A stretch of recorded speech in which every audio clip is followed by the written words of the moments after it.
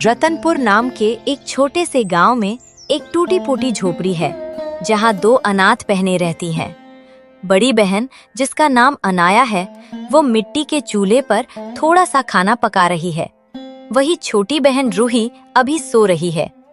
माता पिता के गुजर जाने के बाद इस दुनिया में उनका एक दूसरे के सिवा और कोई सहारा नहीं है। रूही, ओ मेरी छुटकी, उठ जा मेरी माँ। देख, सुबह हो गई है, हमें बाजार के लिए निकलना है ना। दीदी, थोड़ी देर और सोने दो ना। कल रात भर छत से पानी टपकता रहा, मुझे तो ठीक से नींद ही नहीं आई। जानती हूँ मेरी बच्ची, पर उठना तो पड़ेगा ना। जल्दी से मुंह धो ले। आज बाजार में जल्दी जाकर अच्छी जगह भी तो पकड़नी है, वरना हमारी सब्जियाँ कौन खरीदेगा। तभी बाहर सब्जी वाले रामू काका अपना ठेला लेकर आ जाते हैं, जिनसे बहनें रोज उधार सब्जी लेती हैं। रामू काका, राम राम। आज क्या क्या लाए हो? राम राम बिटिया, खेत की ताजी पालक और गोभी लाया हूँ। पर देख बिटिया, पिछले हफ्ते का भी तेरा कुछ उधार बाकी है। जानती हूँ काका, आप बस आज की सब्जी दे दीजिए। आज शाम को मैं पक्का आपके पुराने पैसे भी चुका दूंगी, मेरा विश्वास मानिए। सूरज ऊपर चढ़ चुका था। रामू काका से सब्जियां लेने के बाद दोनों बहनें उन्हें बेचने गांव के बाजार में आ जाती हैं। बाजार में भारी भीड़ है। दोनों बहनें जमीन पर एक पुरानी बोरी बिछाकर अपनी सब्जियां बेचने लगती हैं। ले लो बाबूजी, ताजी सब्जियां ले लो। खेत से अभी अभी टूटी हुई गोभी और लाल लाल टमाटर। तभी उनका नियमित ग्राहक और गांव का समझदार युवक समर बाबू वहां आता है। नमस्ते अनाया जी, आज तो आपकी दुकान पर सब्जियां बड़ी ताजी लग रही हैं। लग रहा है आज की सारी बिक्री आप ही करने वाली हैं। नमस्ते समर बाबू, बस काका ने आज सुबह ही खेत से तोड़ कर दी हैं। बताइए आपको क्या दूं? मुझे 2 किलो टमाटर दे दीजिए। वैसे अनाया जी, आप दोनों बहनें जितनी मेहनत करती हैं, गांव में कोई और नहीं करता। ये छोटी सी रूही भी आपके साथ कंधे से कंधा मिलाकर काम करती है। हाँ समर भैया, मैं तो अपनी दीदी की सबसे बड़ी मददगार हूँ। बिल्कुल रूही। अच्छा अनाया जी, ये लीजिए पैसे। और हाँ, कभी कोई जरूरत पड़े तो मुझे संकोच मत कीजिएगा।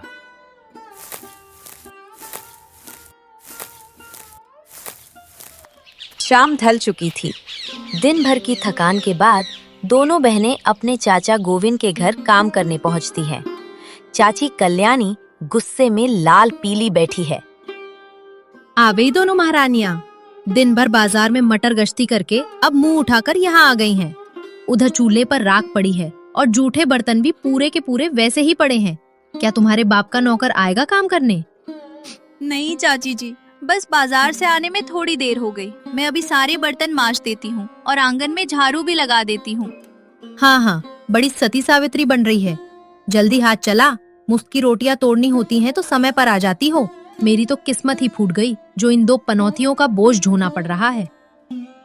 कल्याणी के कड़वे तानों से रूही की आंखों में आंसू आ जाते हैं, पर अनाया चुपचाप आंसू पीकर जूठे बर्तन मांजने लगती है। देखते ही देखते रात हो गई।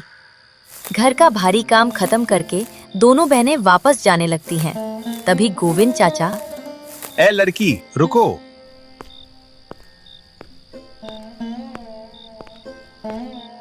ये लो तुम्हारा झूला, इसमें आज का बचा कुचा खाना है, और वो जो कोने में बासी सब्जियां रखी हैं, वो भी ले जाना, वरना सुबह मुझे ही फेंकनी पड़ेंगी।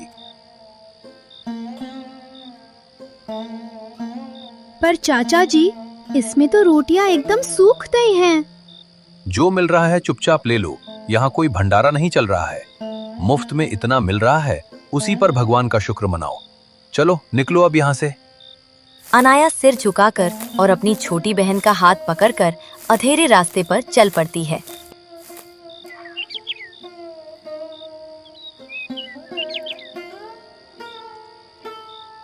दीदी, मुझसे ये सूखी रोटियां नहीं खाई जाती।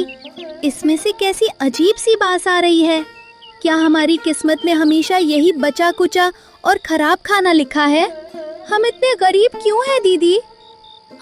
रो मत मेरी छुटकी। देख, ये वाली रोटी थोड़ी नरम है, मैं इसे पानी में हल्का सा भिगोकर तुझे खिलाती हूँ, तू खा लेना मेरी जान। हमारे मम्मी पापा हमें छोड़कर क्यों चले गए? अगर वो होते तो हमें कभी इस तरह चाची की डांट नहीं सुननी पड़ती। मुझे बहुत डर लगता है दीदी। मैं हूं ना तेरे साथ। जब तक तेरी ये बड़ी बहन जिंदा है, तुझे डरने की कोई जरूरत नहीं है। भगवान सब देख रहा है रूही, हमारे भी अच्छे दिन आएंगे, देखना। तू बस हिम्मत मत हारना। चल अब थोड़ा सा खा ले और फिर सो जा। अनाया अपने हिस्से की नर्म रोटी भी अपनी बहन को खिला देती है। रूही खाते खाते उसी की गोद में सो जाती है।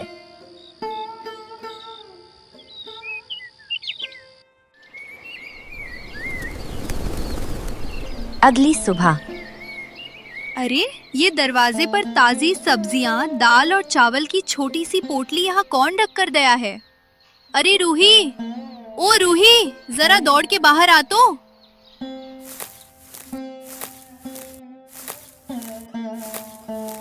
क्या हुआ दीदी? इतनी सुबह सुबह क्यों शोर मचा रही हो? यहाँ देख, दरवाजे पर ये ताजी सब्जियां, दाल और चावल की छोटी सी पोटली किसने रख दी? कल रात तो यहाँ कुछ भी नहीं था। अरे वाह दीदी, ये गोभी तो बिल्कुल ताजी है और चावल भी कितने साफ है। पर रात के अंधेरे में हमारे इस टूटे घर तक कौन आ सकता है? कहीं रामू काका तो अपनी टोकरी नहीं भूल गए? रामू काका तो इस तरफ कभी आते ही नहीं हैं। और वो भला हमें मुफ्त में इतना अच्छा राशन क्यों देंगे? उनका तो खुद का गुजारा मुश्किल से होता है। कोई तो है जो छुपकर हमारी मदद कर रहा है। भगवान उस नेक इंसान का भला करे। कम से कम आज तुझे वो सूखी और बास मारती रोटियां नहीं खानी पड़ेंगी। दिन का समय। बाजार में हमेशा की तरह चहल पहल है। दोनों बहनें अपनी जगह पर बैठकर सब्जियां बेच रही हैं, लेकिन उनके मन में अभी भी रात को मिली उस पोटली और अनजान मददगार के ही सवाल चल रहे हैं। रूही, आज फिर दरवाजे पर आटे और गुड़ की पोटली रखी थी। मुझे तो कुछ समझ ही नहीं आ रहा कि ये अनजान फरिश्ता है कौन। दीदी, मुझे तो पक्का यकीन है कि वो समर भैया ही है। तुम ध्यान नहीं देती? वो बाजार में भी तो हमसे कितनी अच्छी तरह और मीठे से बात करते हैं। हो सकता है उन्हें हमारी हालत पर तरस आ गया हो। पागल हो गई है क्या? समर बाबू तो शहर के पढ़े लिखे बड़े इंसान हैं। वो आधी रात के अंधेरे में हमारी इस गरीब झोपड़ी तक क्यों आएंगे भला? और वैसे भी बिना कुछ पुख्ता जाने किसी परदेसी का नाम लेना ठीक नहीं है। गांव वाले सुनेंगे तो नाहक ही बातें बनाएंगे। चल चुपचाप अपना काम कर। दोपहर के वक्त गोविंद चाचा बाजार से लौट रहे थे। तभी गांव के समझदार बुजुर्ग सुखदेव ने उन्हें बीच रास्ते में ही रोक लिया। राम राम गोविंद भाई, जरा रुको, तुमसे एक बहुत जरूरी बात करनी थी। राम राम सुखदेव भाई, कहो क्या बात है? आज ऐसे बीच रास्ते में कैसे रोक लिया? सब कुशल मंगल तो है ना? गोविंद भाई, मेरी बात का बुरा मत मानना, पर एक दोस्त होने के नाते कह रहा हूँ। गांव वाले सब देखते हैं और तरह तरह की बातें बनाते हैं। सबको दुख होता है कि तुम्हारे सगे बड़े भाई की बेटियां आज बाजार में सब्जियां बेचने को मजबूर हैं। और तो और वो छोटी बच्चियां तुम्हारे घर आकर नौकरों की तरह जूठे बर्तन भी मांजती हैं। देखो गोविंद, तुम्हारी अपनी कोई संतान तो है नहीं, तो फिर क्यों नहीं तुम अपने ही खून को हमेशा के लिए अपना लेते? उन्हें नौकरानी की तरह नहीं, बल्कि अपनी बेटी का प्यार दो। उन्हें सीने से लगा लोगे तो तुम्हारे भाई की आत्मा को भी शांति मिलेगी और गांव में तुम्हारी इज्जत भी बढ़ जाएगी। सुखदेव भाई, अपनी जबान संभाल कर बात करो। क्या मैंने यहाँ कोई अनाथ आश्रम खोल रखा है? उनके हिस्से में जो कुछ भी था वो तो उनके पिता की बीमारी और इलाज में ही खर्च होकर खत्म हो गया। अब क्या मैं दूसरे के बच्चों को पालने का बोझ अपने सिर पर उठा लूं? मेरे घर का बचा हुआ खाना खाकर उनका पेट भर रहा है। इतना ही उनके लिए बहुत बड़ी बात है। जैसी तुम्हारी मर्जी गोविंद भाई, मैंने तो बस इंसानियत और भलाई के नाते तुम्हें समझाया था। बाकी भगवान तो ऊपर बैठकर सब देख ही रहा है।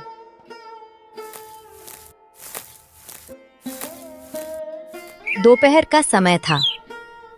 झोपड़ी के अंदर सूरज की हल्की रोशनी आ रही थी, लेकिन रूही आज बहुत उदास और सहमी हुई बैठी थी। क्या हुआ मेरी छुटकी, आज खाना क्यों नहीं खा रही? देख, आज तो उस मददगार ने ताजी दाल दी थी। मैंने बिल्कुल तेरे मनपसंद गाढ़ी दाल बनाई है। दीदी, क्या तुम भी एक दिन मुझे छोड़कर चली जाओगी? अरे, ये कैसी पागलों वाली बात कर रही है? मैं तुझे छोड़कर मला कहाँ जाऊंगी? मेरा तो तेरे सिवा इस दुनिया में है ही कौन? आज बाजार में एक काकी कह रही थी कि तू अब बड़ी हो गई है, जल्दी ही तेरी शादी हो जाएगी और तू अपने ससुराल चली जाएगी। दीदी, अगर तू सच में मुझे छोड़कर चली गई तो मेरा क्या होगा? चाची तो मुझे बहुत मारेंगी। मैं तेरे बिना अकेले इस झोपड़ी में कैसे रह पाऊंगी दीदी? अरे मेरी पगली, तू तो मेरी जान है, मेरी सांस है। मैं अपनी माँ की तस्वीर पर हाथ रखकर कसम खाती हूँ, चाहे आसमान टूट पड़े या जमीन फट जाए, तेरी ये दीदी तुझे कभी अकेला नहीं छोड़ेगी। मेरी जहाँ भी शादी होगी वहाँ मेरी छुटकी भी मेरे साथ ही रहेगी। अब तू ये सब सोचना बंद कर और चुपचाप खाना खा ले। उधर जब गोविंद अपने घर पहुंचा तो उसने सुखदेव वाली बात अपनी पत्नी कल्याणी को बताई। बात सुनते ही कल्याणी जैसे आग बबूला हो गई। क्या कहा उस सुखदेव ने कि हम उन पनौतियों को अपने घर में हमेशा के लिए रख लें? अरे मैं तो कहती हूँ उनका इस घर में परछाई डालना भी आज से बंद कराओ। अरे भाग्यवान, तुम इतना क्यों भड़क रही हो? मैंने तो सुखदेव को उसी वक्त साफ साफ मना कर दिया था। मैंने उसे सीधा जवाब देकर वहां से भगा दिया था कि मैं उन बच्चियों को इस घर में बिल्कुल नहीं लाऊंगा। तुम तो बेकार में ही इतनी चिंता करके अपनी तबीयत खराब कर रही हो। मेरी बात मानो और अब शांत हो जाओ। नहीं, गांव वाले बेवजह हमारे नाम की पंचायत जोड़ने लगे हैं कि हम अनाथों से मजदूरी करवाते हैं। मेरी बदनामी हो रही है। फैसला हो गया है, कल से वो दोनों इस घर में काम करने नहीं आएंगी। मैं खुद अपनी कमर तोड़ लूंगी, अपने जूठे बर्तन मांज लूंगी, लेकिन उन मनहूसों को अब मैं अपनी ड्योढ़ी पर एक कदम भी नहीं रखने दूंगी। ठीक है, जैसा तुम कहो। कल शाम को आते ही मैं उन्हें मना कर दूंगा। तुम बस शांत हो जाओ। अगली शाम अनाया और रूही रोज की तरह काम करने के लिए गोविंद चाचा के घर पहुंचती हैं। लेकिन आज कल्याणी चाची दरवाजे पर ही हाथ बांधे खड़ी थी। उसकी आंखों में गुस्सा भरा था। बस वही रुक जा भागिन, इस चौखट पर अब एक कदम भी आगे मत बढ़ाना। क्या हुआ चाची जी, हमसे कोई भूल हो गई क्या? कल के बर्तन तो मैंने एकदम चमका दिए थे। भूल? तुम दोनों का यहाँ आना ही सबसे बड़ी भूल है। गांव भर में मेरे नाम की पंचायत जुड़ रही है कि मैं अनाथों से मजदूरी करवाती हूँ। जा, लौट जा यहाँ से। आज से मेरे घर का कोई काम तुम दोनों नहीं करोगी। चाची, हमें काम से मत निकालो। हम जो रात को बची हुई रोटी ले जाते हैं, उसके बिना हम खाएंगे क्या? हम भूखे मर जाएंगे चाची। तो जाके मरो कहीं। मेरे माथे पर क्या तुम्हारे बाप ने कर्ज लिख छोड़ा है? अब इस डौड़ी पर अपनी मनहूस शक्ल मत दिखाना। निकलो यहाँ से। इतना कहकर कल्याणी जोर से दरवाजा बंद कर देती है। अनाया अपनी डरी हुई छोटी बहन का हाथ पकड़ती है और दुखी होकर खाली हाथ वापस लौट जाती है।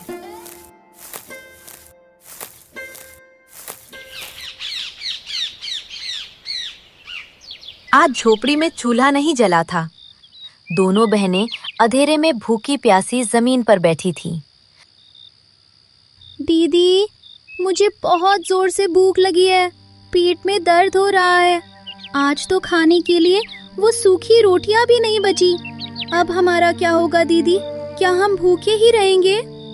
तू हिम्मत मत हार मेरी छुटकी, भगवान किसी को भूखा नहीं सुलाता। जब हर तरफ अंधेरा होता है तो वो कोई ना कोई रास्ता जरूर निकाल देता है। तुझे याद है ना वो अनजान इंसान जो रोज सुबह हमारे लिए राशन छोड़ जाता है?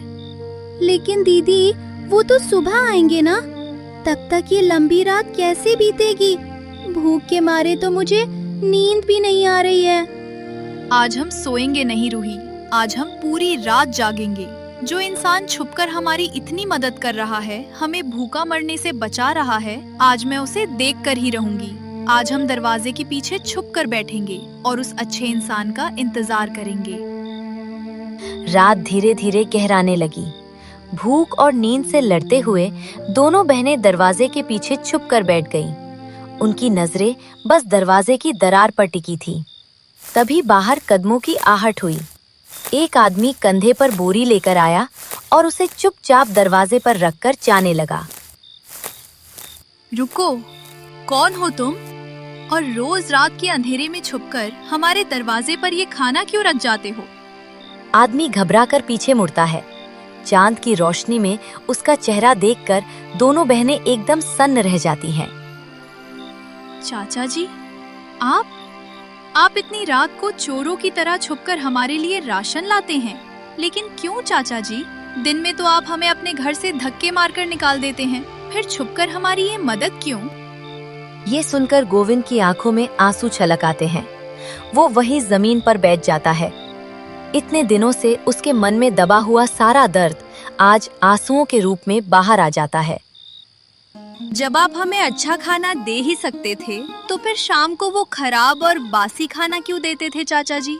दिन में तो आप हमसे इतनी नफरत करते हैं, हमारी शक्ल नहीं देखना चाहते, और रात में छुपकर हमारा पेट भरते हैं।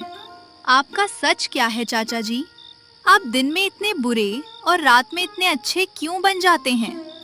मुझे माफ कर दो मेरी बच्चियों, ये मेरा कोई दिखावा नहीं है, बल्कि मेरी बहुत बड़ी मजबूरी है।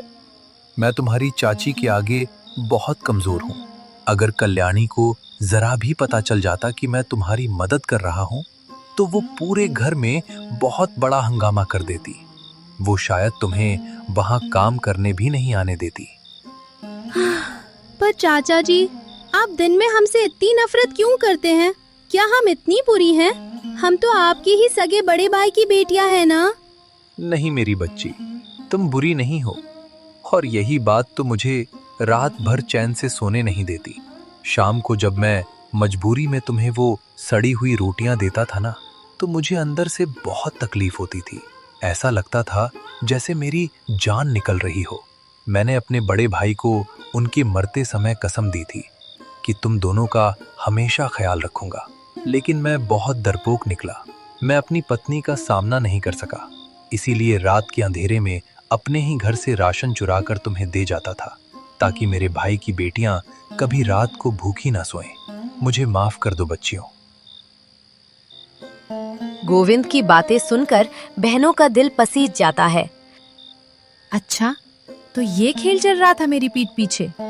मुझे तो पहले ही शक था कि घर के राशन में सेंध कौन लगा रहा है। कल्याणी, तू यहाँ? मेरी बात तो सुन भाग्यवान। क्या सुनूं? अपनी ही कमाई चुराकर इन भिखारियों को खिला रहे हो। मेरे ही घर से चोरी करके इन मनूसों को पाल रहे हो। शर्म नहीं आई तुम्हें अपना ही घर फूंकते हुए? चाची जी, इसमें चाचा जी की कोई गलती नहीं है, आप उन्हें मत कोसिए। तू बीच में मत बोल। तूने ही मेरे पति का दिमाग खराब कर रखा है। चलो यहाँ से गोविंद, और आज मैं तुम्हें आखिरी बार साफ साफ बता रही हूँ, अगर आज के बाद तुमने इन लड़कियों की तरफ मुड़कर भी देखा या इनकी कोई मदद की, तो मैं हमेशा के लिए ये घर छोड़कर अपने मायके चली जाऊंगी। फिर तुम ही बैठे रहना इनके साथ। आज से हमारा इन दोनों से कोई रिश्ता नहीं है। इतना कहकर कल्याणी गुस्से में गोविंद का हाथ खींचकर उसे अपने साथ ले जाती है। बेबस गोविंद सिर झुकाए चुपचाप उसके साथ चला जाता है, और दोनों बहनें उस रात के अंधेरे में फिर से रोती हुई अकेली रह जाती हैं।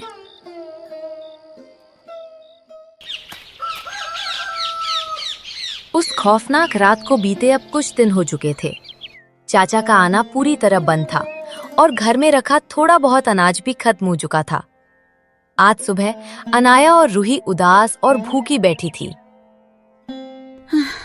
दीदी, क्या चाचा जी अब सच में हमसे मिलने कभी नहीं आएंगे? घर में जो थोड़ा बहुत सूखा अनाज बचा था, वो भी कल रात खत्म हो गया, और मुझे अब बहुत जोरों की भूख लग रही है। मुझे बहुत डर लग रहा है दीदी। क्या अब हमारा कोई नहीं है?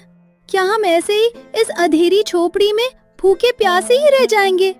चाचा जी के बिना तो अब इस दुनिया में हमारी सुध लेने वाला कोई नहीं बचा।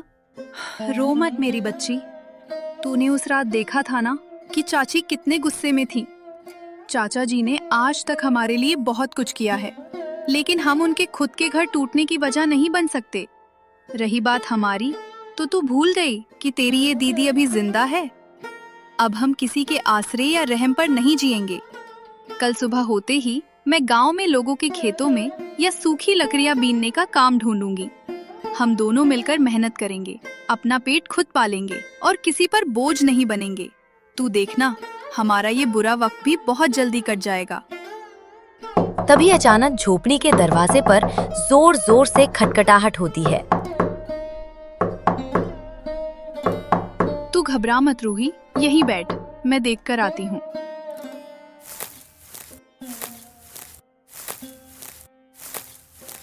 अनाया जैसे ही दरवाजा खोलती है, सामने पसीने से लथपथ गोविंद खड़ा होता है।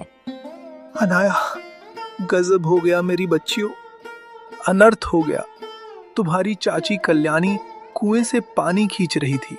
अचानक उसका पैर फिसल गया और वो सीधे पक्के चबूतरे पर जा गिरी है।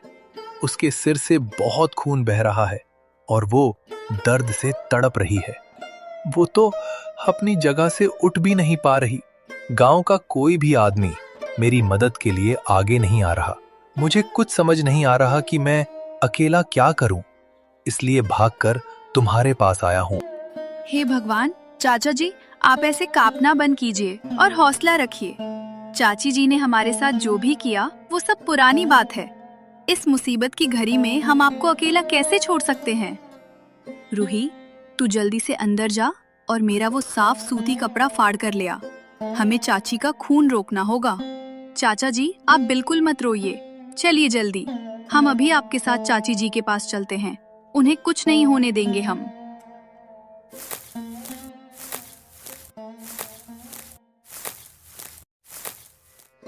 बहनों ने सही समय पर पहुंचकर कल्याणी की जान बचा ली थी।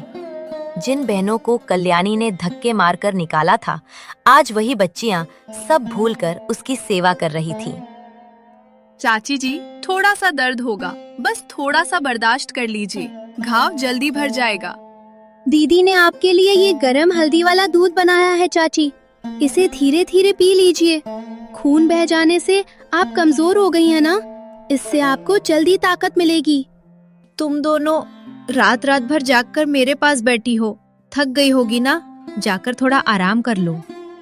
जब तक आप पूरी तरह से ठीक होकर अपने पैरों पर खड़ी नहीं हो जाती, हम कहीं नहीं जाएंगे। आप बस आराम कीजिए। एक हफ्ते बाद अनाया और रूही की दिन रात की सेवा से कल्याणी अब ठीक होने लगी थी। आज कल्याणी बिस्तर पर बैठी थी और उसका पत्थर दिल पूरी तरह मोम बन चुका था। मुझे माफ कर दो मेरी बच्चियों, मैं कितनी अंधी थी। जिस घर से मैंने तुम्हें आधी रात को धक्के मारकर निकाल दिया था, उसी घर की चौखट पर तुमने मेरी जान बचा ली। मैंने तुम्हें सूखी रोटियों के लिए रुलाया और तुमने मेरे दर्द के लिए अपने आंसू बहाए। मैं सच में बहुत बुरी हूँ। आप रोइए मत चाची जी। जब हमारे माता पिता हमें छोड़कर गए थे तो हमने आप में ही अपनी माँ को ढूंढा था। और एक माँ अगर अपने बच्चों को कभी डांट भी दे तो बच्चे उसे दिल से थोड़े ही लगाते हैं। तुम कितनी भोली हो बच्चियों। आज तुमने अपने प्यार से मेरा घमंड तोड़ दिया।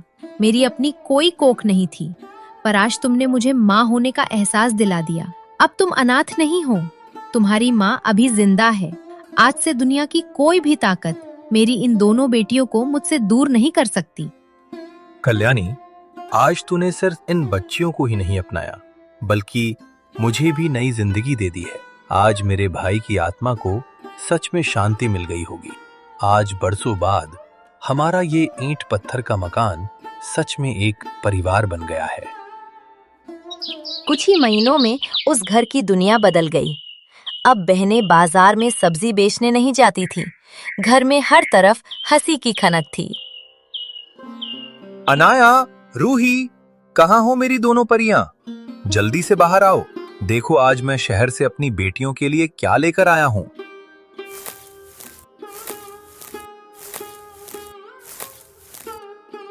मेले में मुझे ये नए और रंग बिरंगे कपड़े बहुत पसंद आए, तो मैंने सोचा आज अपनी बच्चियों को एक सरप्राइज दूं। अरे वाह, इतने सुंदर और नए कपड़े। सच में चाचा जी, ये तो बहुत प्यारे हैं। दीदी, देख चाचा जी हमारे लिए क्या लाए हैं। कितनी बार समझाया है तुझे मेरी बच्ची कि अब इन्हें चाचा जी मत कहा कर। जब हम तुम्हें अपनी सगी बेटियों से भी बढ़कर प्यार करते हैं तो तुम हमें माँ और बाबूजी क्यों नहीं कहती? अब इस घर में कोई चाचा चाची नहीं है, समझे? सच कहती हो कल्याणी, लोग हमें ताने मारते थे कि हमारी अपनी कोई औलाद नहीं है, लेकिन आज समझ आया कि भगवान ने हमें खाली हाथ क्यों रखा था। वो पहले से जानता था कि मेरे भाई की ये 2 अनमोल अमानतें ही एक दिन हमारे घर की रौनक बनेंगी और यही दोनों आगे चलकर हमारे बुढ़ापे की लाठी बनेंगी। आज सच में मेरा परिवार पूरा हो गया। तभी घर के दरवाजे पर दस्तक होती है। गोविंद चाचा दरवाजा खोलने जाता है। दरवाजे के बाहर सुखदेव और समर खड़े थे। अरे सुखदेव भाई और साथ में समर बाबू, आप दोनों यहाँ? आइए आइए, दरवाजे पर क्यों खड़े हैं, अंदर आइए। गोविंद दोनों को आदर के साथ अंदर हॉल में लेकर आता है।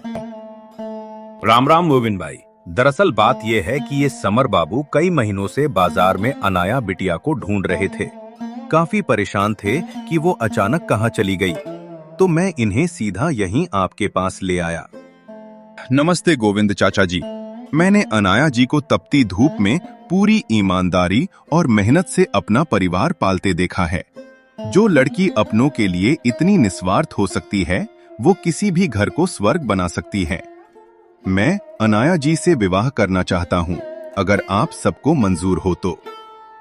कमरे के दरवाजे के पीछे खड़ी अनाया ये सारी बातें सुन लेती है, लेकिन तभी उसकी नजर पास ही खड़ी अपनी छोटी बहन रूही पर पड़ती है और उसका चेहरा अचानक उदास हो जाता है। समर बाबू का प्रस्ताव सुनकर पूरे घर में कुछ पल के लिए सन्नाटा छा जाता है।